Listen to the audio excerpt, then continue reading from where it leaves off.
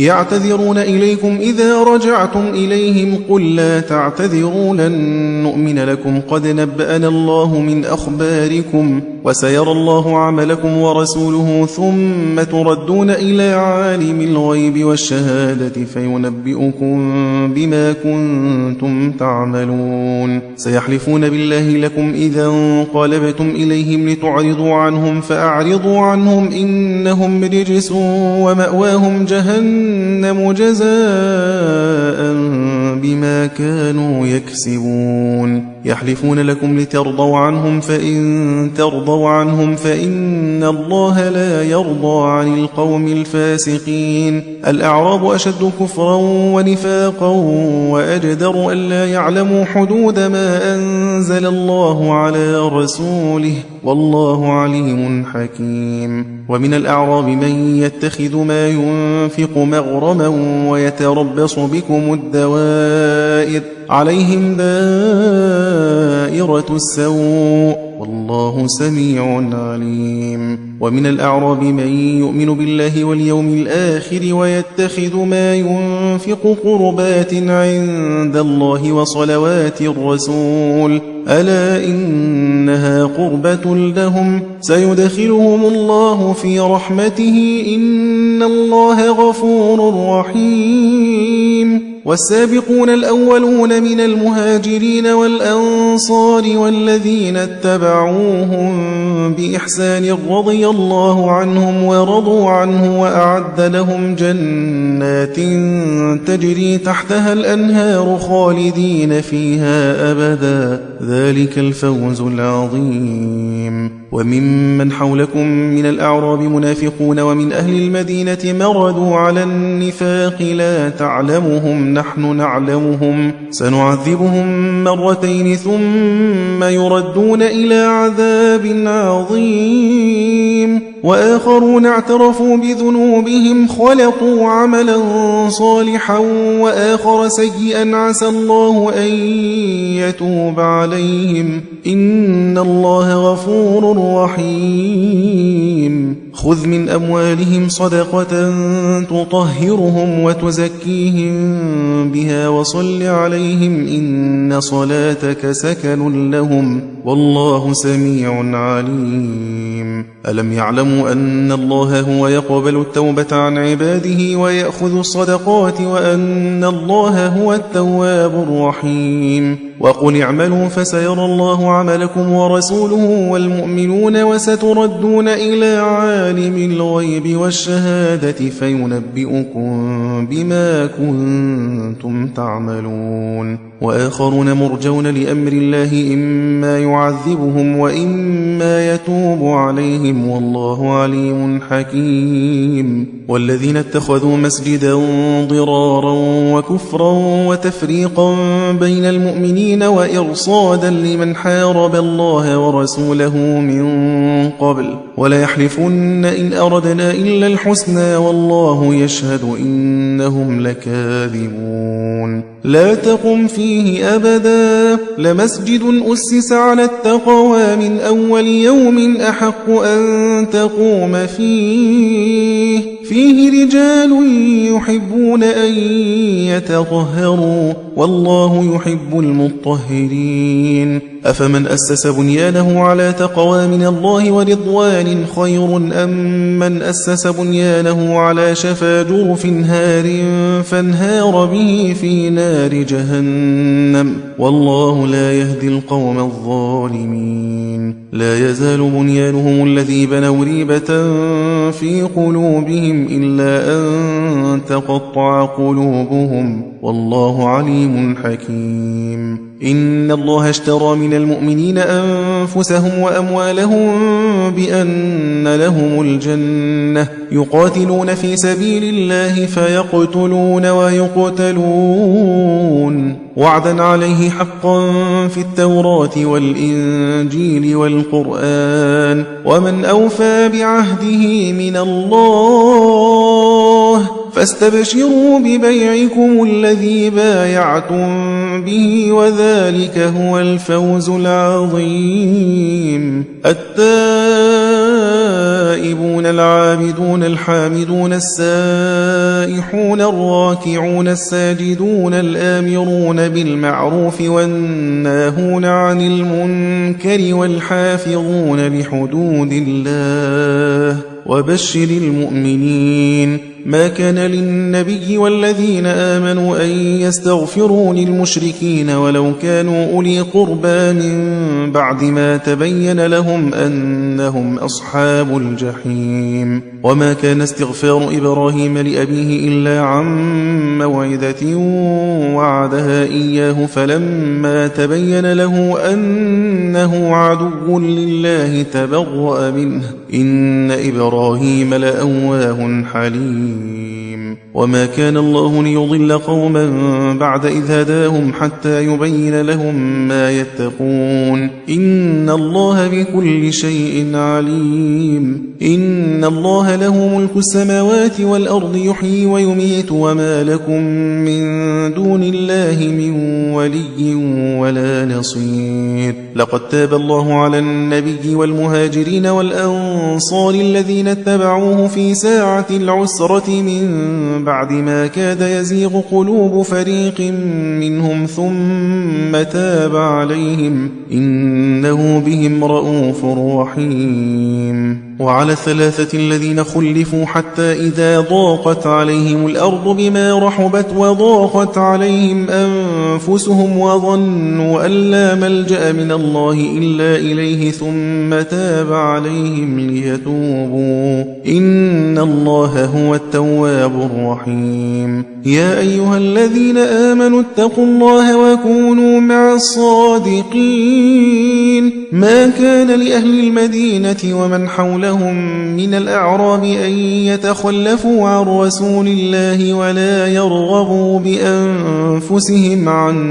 نفسه ذلك بأنهم لا يصيبهم ظمأ ولا نصب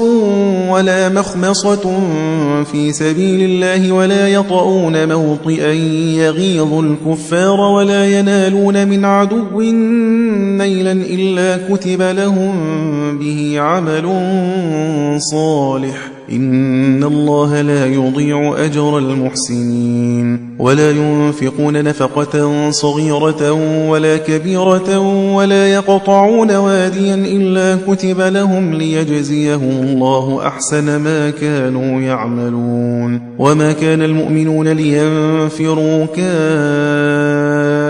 كافة فلولا نفر من كل فرقة منهم طائفة ليتفقهوا في الدين ولينذروا قومهم إذا رجعوا إليهم لعلهم يحذرون. يا أيها الذين آمنوا قاتلوا الذين يلونكم من الكفار وليجدوا فيكم غلظة واعلموا أن الله مع المتقين. وإذا ما أنزلت سورة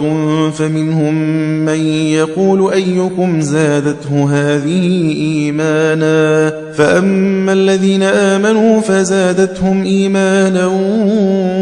وهم يستبشرون. وأما الذين في قلوبهم مرض فزادتهم رجسا إلى رجسهم وماتوا وهم كافرون. أولا يرون أنهم يفتنون في كل عام مرة أو مرتين ثم لا يتوبون ولا هم يذكرون. وإذا ما أنزلت سورة نظر بعضهم إلى بعض هل يراكم من أحد ثم انصرفوا صرف الله قلوبهم بأنهم قوم لا يفقهون. لقد جاءكم رسول من أنفسكم عزيز عليه ما عنتم حريص عليكم بالمؤمنين رؤوف رحيم. فإن تولوا فقل حسبي الله لا إله إلا هو عليه توكلت وهو رب العرش العظيم.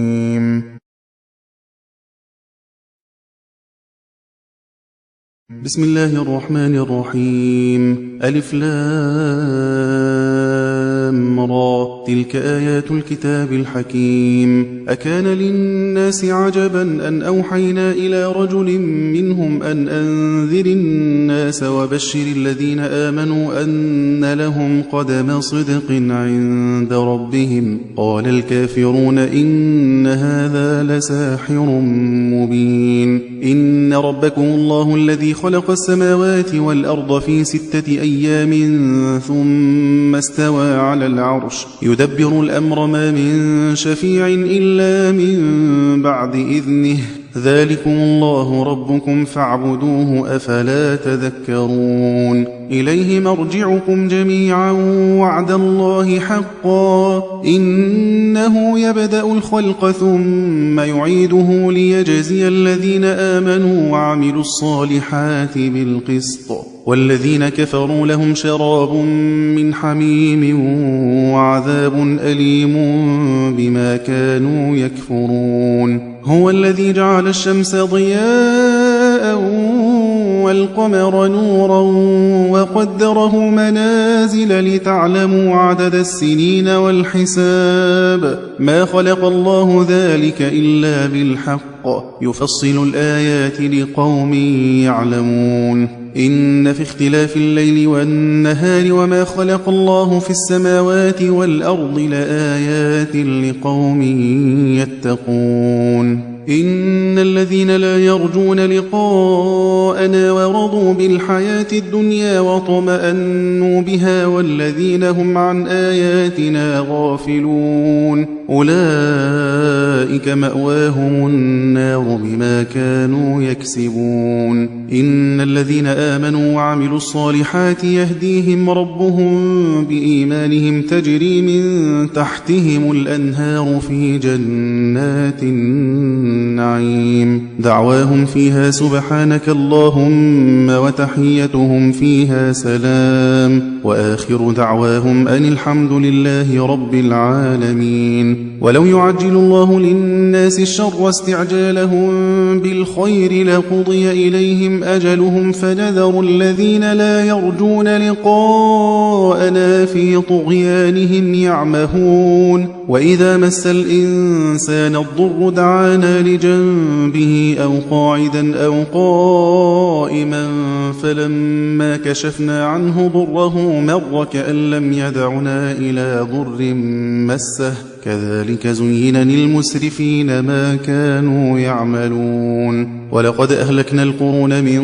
قبلكم لما ظلموا وجاءتهم رسلهم بالبينات وما كانوا ليؤمنوا كذلك نجزي القوم المجرمين. ثم جعلناكم خلائف في الأرض من بعدهم لننظر كيف تعملون. وإذا تتلى عليهم آياتنا بينات قال الذين لا يرجون لقاء نأتي بقرآن غير هذا أو بدله قل ما يكون لي أن أبدله من تلقاء نفسي إن أتبع إلا ما يوحى إلي إني أخاف إن عصيت ربي عذاب يوم عظيم. قل لو شاء الله ما تلوته عليكم ولا أدراكم به فقد لبثت فيكم عمرا من قبله أفلا تعقلون. فمن أظلم ممن افترى على الله كذبا أو كذب بآياته إنه لا يفلح المجرمون. ويعبدون من دون الله ما لا يضرهم ولا ينفعهم ويقولون هؤلاء شفعاؤنا عند الله قل أتنبئون الله بما لا يعلم في السماوات ولا في الأرض سبحانه وتعالى عما يشركون. وما كان الناس إلا أمة واحدة فاختلفوا ولولا كلمة سبقت من ربك لقضي بينهم فيما فيه يختلفون. ويقولون لولا أنزل عليه آية من ربه فقل إن إنما الغيب لله فانتظروا إني معكم من المنتظرين. وإذا أذقنا الناس رحمة من بعد ضراء مستهم إذا لهم مكر في آياتنا قل الله أسرع مكرا إن رسلنا يكتبون ما تمكرون. هو الذي يسيركم في البر والبحر حتى إذا كنتم في الفلك وجرين بهم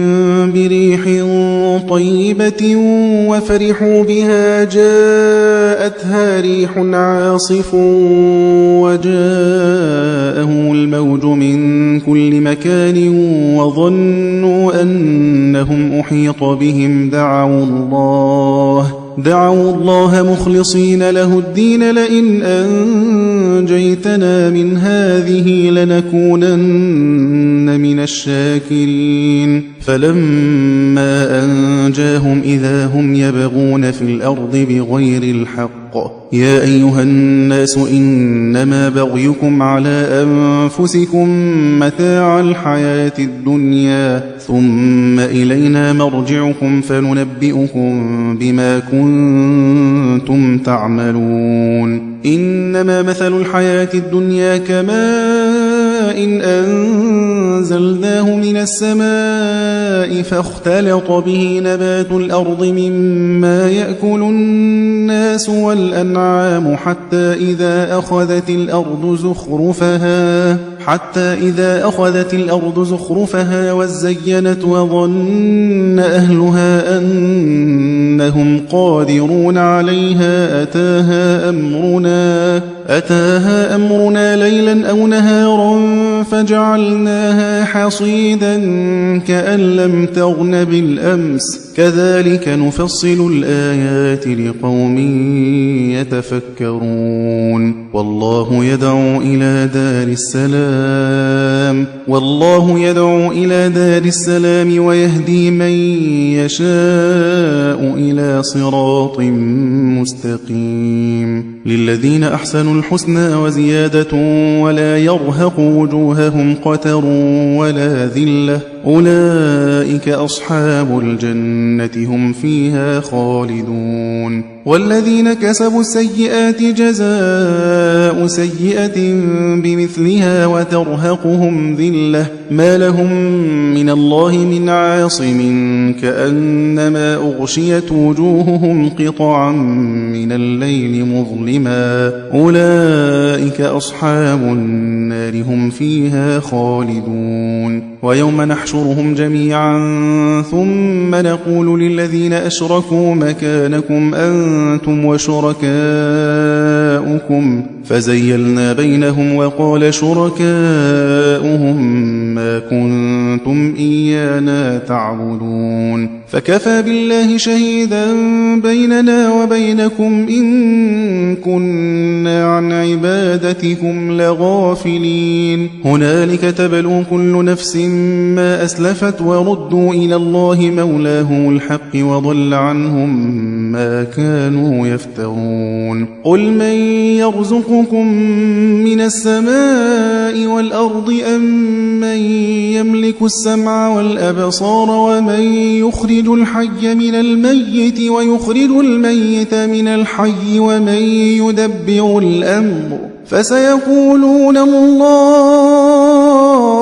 فقل أفلا تتقون. فذلكم الله ربكم الحق فماذا بعد الحق إلا الضلال فأنى تصرفون. كذلك حقت كلمة ربك على الذين فسقوا أنهم لا يؤمنون. قل هل من شركائكم من يبدأ الخلق ثم يعيده قل الله يبدأ الخلق ثم يعيده فأنى تؤفكون. قل هل من شركائكم من يهدي إلى الحق قل الله يهدي للحق الحق أفمن يهدي إلى الحق أحق أن يتبع أم من لا يهدي إلا أن يهدى فما لكم كيف تحكمون وما يتبع أكثرهم إلا ظنا إن الظن لا يغني من الحق شيئا إن الله عليم بما يفعلون وما كان هذا القرآن أن يفترى من دون الله ولكن تصديق الذي بين يديه وتفصيل الكتاب لا ريب فيه من رب العالمين أم يقولون افتراه قل فأتوا بسورة مثله ودعوا من استطعتم من دون الله إن كنتم صادقين بل كذبوا بما لم يحيطوا بعلمه ولما يأتهم تأويله كذلك كذب الذين من قبلهم فانظر كيف كان عاقبة الظالمين ومنهم من يؤمن به ومنهم من لا يؤمن به وربك أعلم بالمفسدين وإن كذبوك فقل لي عملي ولكم عملكم أنتم بريئون مما أعمل وأنا بريء مما تعملون ومنهم من يستمعون إليك أفأنت تسمع الصم ولو كانوا لا يعقلون ومنهم من ينظر إليك أفأنت تهدي العمي ولو كانوا لا يبصرون إن الله لا يظلم الناس شيئا ولكن الناس أنفسهم يظلمون ويوم يحشرهم كأن لم يلبثوا إلا ساعة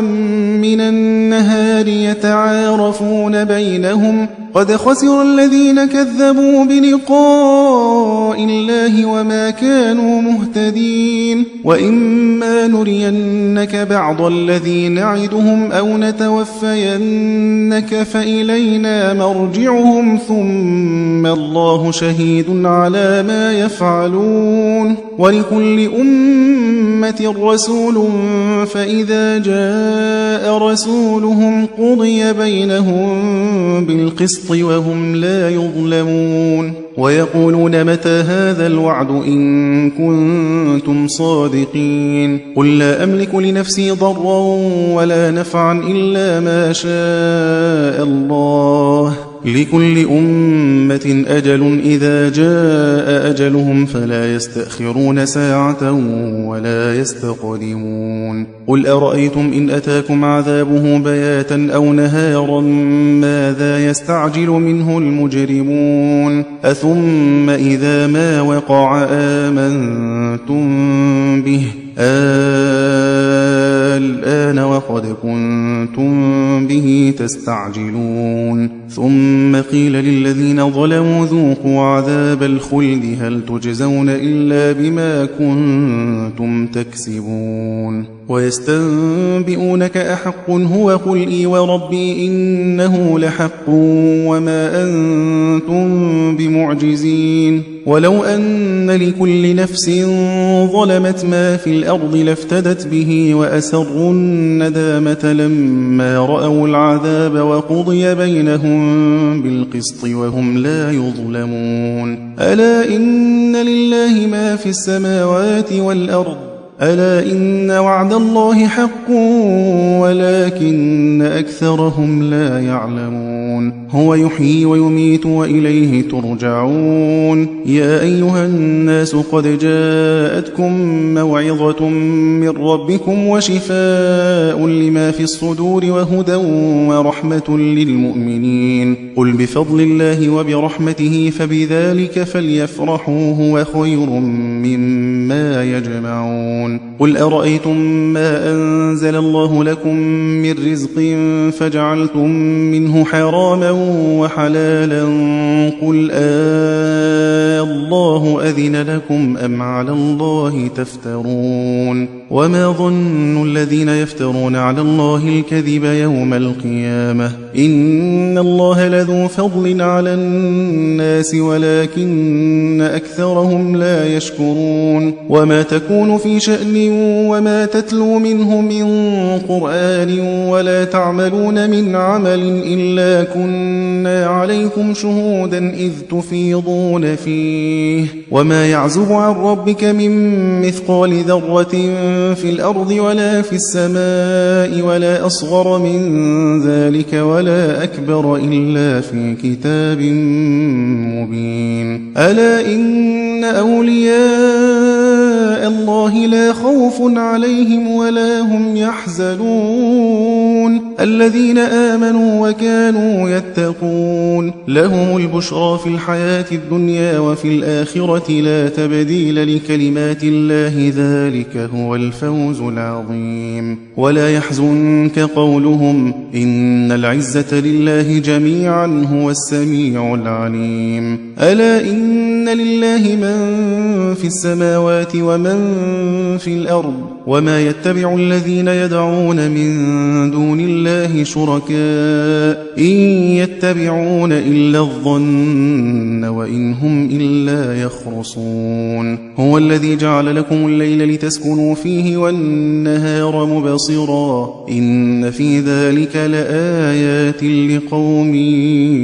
يسمعون قالوا اتخذ الله ولدا سبحانه هو الغني له ما في السماوات وما في الأرض إن عندكم من سلطان بهذا أتقولون على الله ما لا تعلمون قل إن الذين يفترون على الله الكذب لا يفلحون متاع في الدنيا ثم إلينا مرجعهم ثم نذيقهم العذاب الشديد بما كانوا يكفرون واتل عليهم نبأ نوح إذ قال لقومه يا قوم إن كان كبر عليكم مقامي وتذكيري بآيات الله فعلى الله توكلت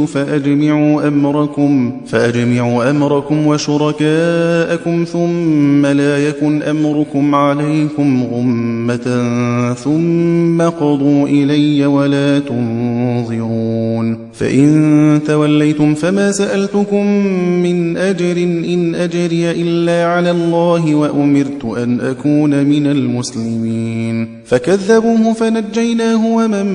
معه في الفلك وجعلناهم خلائف وأغرقنا الذين كذبوا بآياتنا فانظر كيف كان عاقبة المنذرين ثم بعثنا من بعده رسلا إلى قومهم فجاءوهم بالبينات فما كانوا ليؤمنوا بما كذبوا به من قبل كذلك نطبع على قلوب المعتدين ثم بعثنا من بعدهم موسى وهارون إلى فرعون وملئه بآياتنا فاستكبروا وكانوا قوما مجرمين فلما جاءهم الحق من عندنا قالوا إن هذا لسحر مبين قال موسى أتقولون للحق لما جاءكم أسحر هذا ولا يفلح الساحرون قالوا أجئتنا لتلفتنا عما وجدنا عليه آباءنا وتكون لكما الكبرياء في الأرض وما نحن لكما بمؤمنين وقال فرعون ائتوني بكل ساحر عليم فلما جاء السحرة قال لهم موسى ألقوا ما أنتم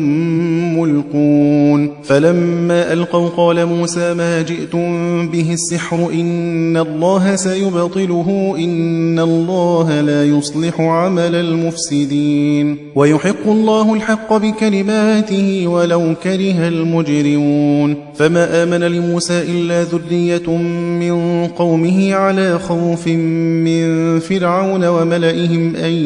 يفتنهم وإن فرعون لعال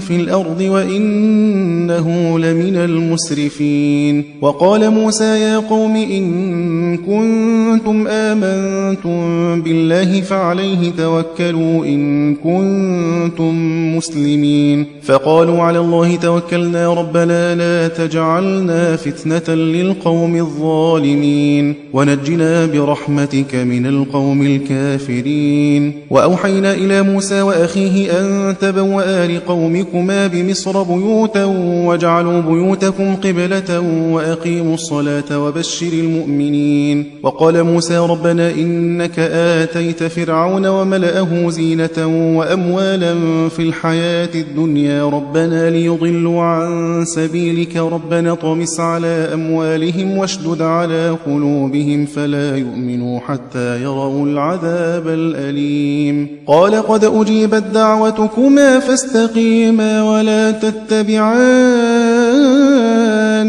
سبيل الذين لا يعلمون. وجاوزنا ببني إسرائيل البحر فأتبعهم فرعون وجنوده بغيا وعدوا حتى إذا أدركه الغرق قال آمنت أنه لا إله إلا الذي آمنت به بنو إسرائيل وأنا من المسلمين.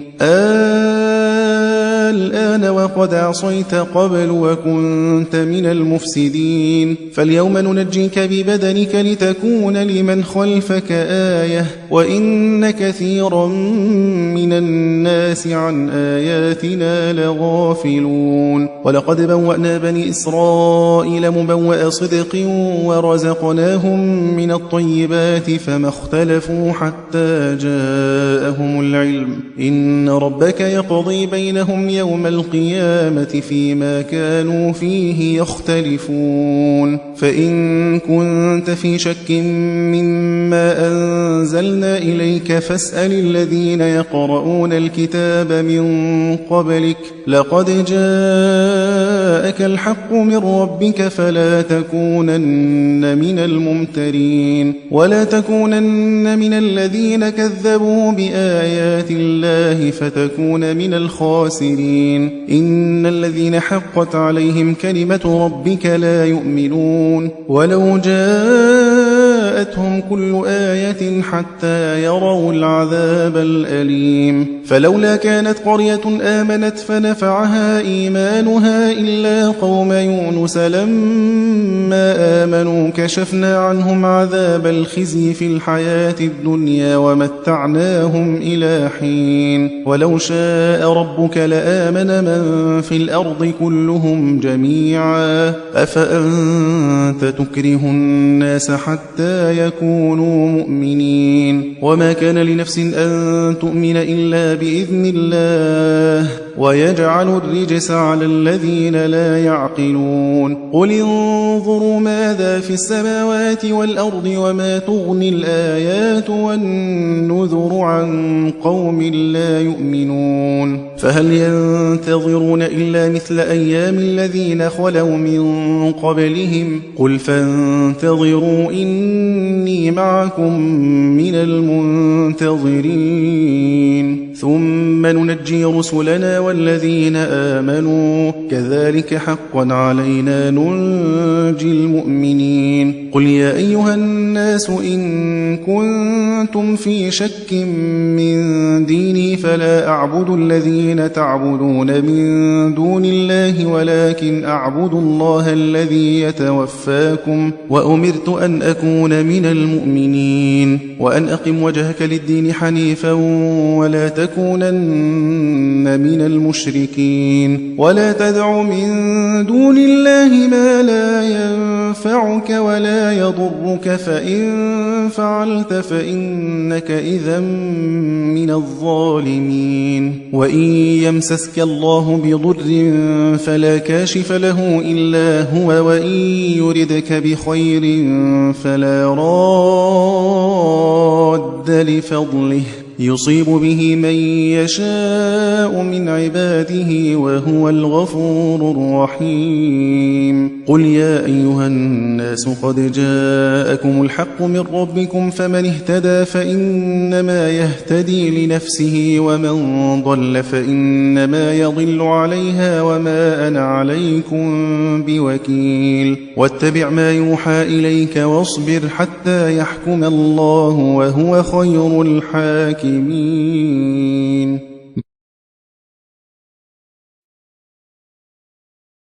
بسم الله الرحمن الرحيم ألف لام را كتاب أحكمت آياته ثم فصلت من لدن حكيم خبير ألا تعبدوا إلا الله إنني لكم منه نذير وبشير وأن استغفروا ربكم ثم توبوا إليه يمتعكم متاعا حسنا إلى أجل مسمى ويؤت كل ذي فضل فضله وإن تولوا فإني أخاف عليكم عذاب يوم كبير إلى الله مرجعكم وهو على كل شيء قدير ألا إنهم يثنون صدورهم ليستخفوا منه ألا حين يستغشون ثيابهم يعلم ما يسرون وما يعلنون إنه عليم بذات الصدور صدق الله العظيم.